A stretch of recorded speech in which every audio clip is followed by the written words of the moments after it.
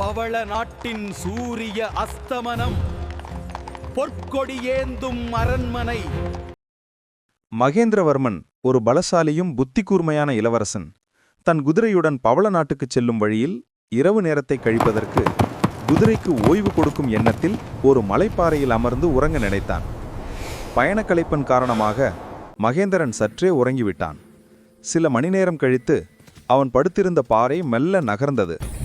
இளவரசன் சுதாகரித்து கொண்டு தன் வாளை கையில் எடுத்துக்கொண்டு உற்று நோக்கினான். திடீரென்று ஒரு பெண் அழுகும் குரல் கேட்டது. அவன் அந்த திசையை நோக்கி மெல்ல நகர பாறையின் கீழ் ஒரு பாதாள வழியைக் கண்டு அங்கே சென்றான். அந்த இடம் ஒரு குகை கோயில் போன்று இருந்தது. எதிரே ஒரு பெரிய காளி சிலையும் அதன் அருகில் ஒரு இரும்பு கூண்டில் ஒரு பச்சை கிளி இருந்தது.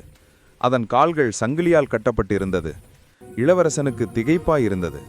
மேலும் பெண்ணின் அழுகுரல் கேட்டுக்கொண்டே இருந்த இடத்தை பார்த்தான். ஆம், அது அந்த பச்சை கிளியிடம் இருந்துதான் வந்தது.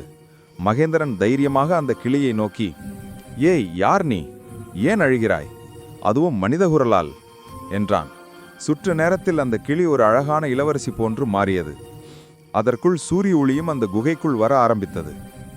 யார் அங்கே? யார் நீ? ஏன் மறைந்து கொண்டு அழுகின்றாய்?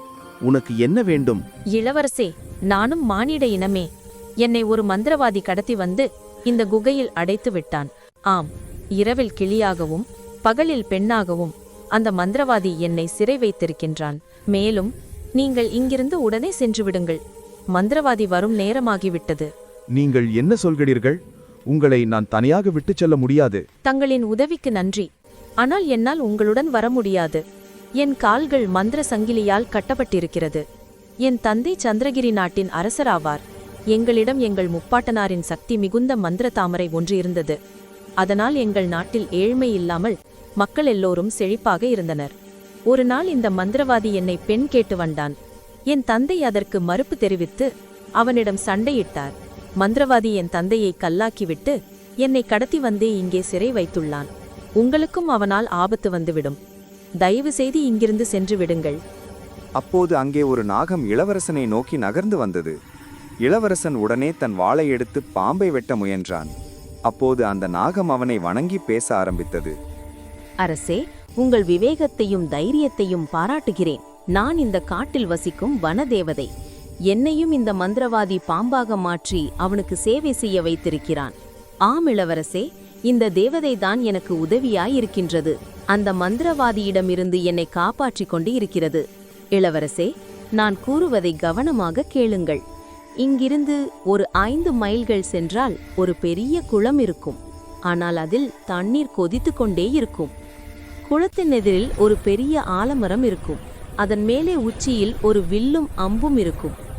அதை பயன்படுத்தி அந்த அம்பை குளத்தின் நடுவில் செலுத்தினால் சூடான நீர் உடனே வற்றிவிடும். உனக்கு பாதையை உருவாக்கும். அந்த பாதை உன்னை மலையின் அடிவாரத்தில் கொண்டு செல்லும். அங்கேதான் அந்த மந்திர தாமரை மறைத்து வைக்கப்பட்டிருக்கிறது. நீ முதலில் அதை எடுத்து அதன் இதழின் ஒரு பகுதியை கிள்ளி எடுத்துவிட்டால் மந்திரவாதியின் கால்கள் உடையும். ஆனால் ஜாக்கிரதை, அவன் உன்னை கல்லாக்கி விடுவான். நீ உடனே மந்திர குடுவையில் உள்ள நீரை எடுத்து உன் மீது தெளித்து கொண்டால் அவனால் உன்னை ஒன்றும் செய்ய முடியாது. அந்த மந்திர தாமரையை இளவரசியின் தந்தை மீது தடவினால் அவர் மீண்டும் உயிரோடு வருவார். இளவரசன் உடனே ஆலமரத்தில் உள்ள வில்லையும் அம்பையும் எடுத்து குளத்தில் அம்பை எய்தினான். உடனே அந்த தடாகம் அவனுக்கு மந்திர தாமரை இருக்கும் வழியை காட்டிக்கொண்டே சென்றது.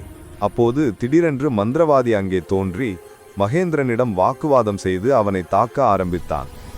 அடை சிறுவனே, என்ன துணிச்சல் உனக்கு? பாலகிரீமா ஜகஜால மகா மந்திரவாதி என்னை நீ எதிர்க்கின்றாயா? இதோ உன்னை என்ன செய்கிறேன் பார். நீ கல்லாக போகிறாய். அடே மதிக்கட்ட மந்திரவாதி, உனக்கு அழிவு காலம் வந்துவிட்டது. உன்னை காப்பாற்ற யாரும் இல்லை. வா, மோதி பார்ப்போம்.